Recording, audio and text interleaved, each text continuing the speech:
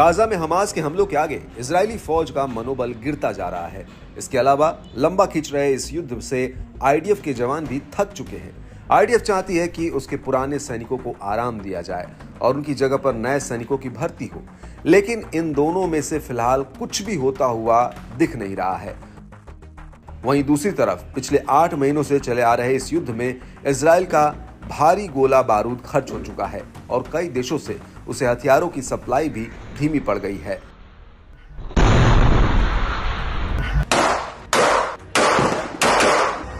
लेकिन PM Netanyahu अब Hezbollah के साथ जंग करने की जिद पर अड़े हुए हैं, जो अमेरिका बिल्कुल भी नहीं चाहता है।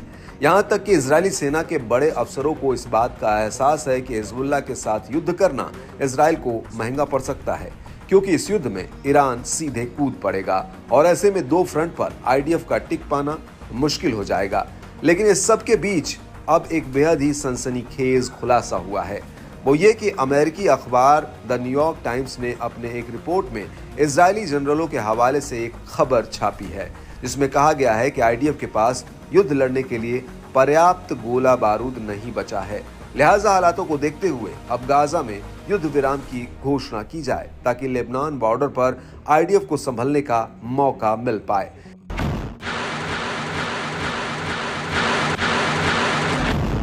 इन जनरलों का मानना है कि गाजा में अगर हमास सत्ता में बना भी रहे तो भी उसमें आईडीएफ को कोई हर्ज नहीं है।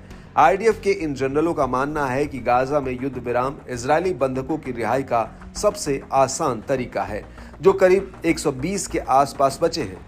हालांकि ये साफ नहीं है कि कितने बंधक अभी जीवित हैं और कितनों की मौत हो चुकी है। न्यूयॉर्क टाइम्स का कहना है कि एक इंटरव्यू में आईडीएफ के मौजूदा 6 और पूर्व सुरक्षा अधिकारियों ने ये बात कही है। इन जनरलों का कहना है कि अगर हिजबुल्लाह के साथ युद्ध होता है तो उसके लिए भी आईडीएफ को खुद को तैयार करने के लिए वक्त चाहिए। ऐसे में गाजा में युद्ध विराम होना बेहद ही जरूरी है और गाजा में युद्ध विराम करके इजराइल हिजबुल्लाह के साथ आसानी से कोई समझौता कर सकता है।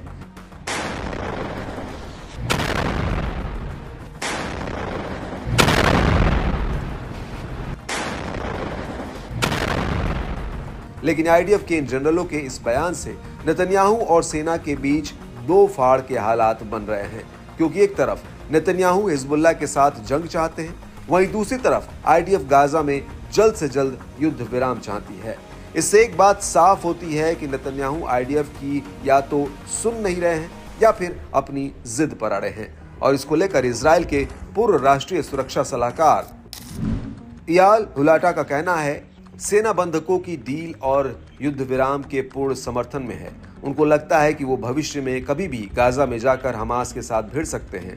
वो ये जानते हैं कि गाजा में युद्ध विराम लेबनान से तनाव को कम कर सकता है और उनके पास हथियार भी कम है, उनके पुर्जे भी कम है, ऊर्जा भी कम है और ऐसा उन्होंने पहले भी किया है। इसलिए उन्हें लगता है कि गाजा में एक युद्ध विराम हमें हिजबुल्लाह से पूर्ण जंग लड़ने के लिए तैयार होने के लिए समय देगा।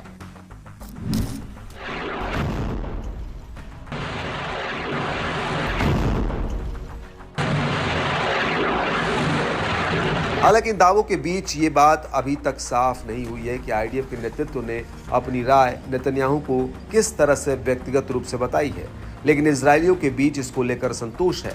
यहाँ तक कि नेतन्याहू को लेकर भी जनता तेल अवीव की सड़कों पर उतरी हुई है।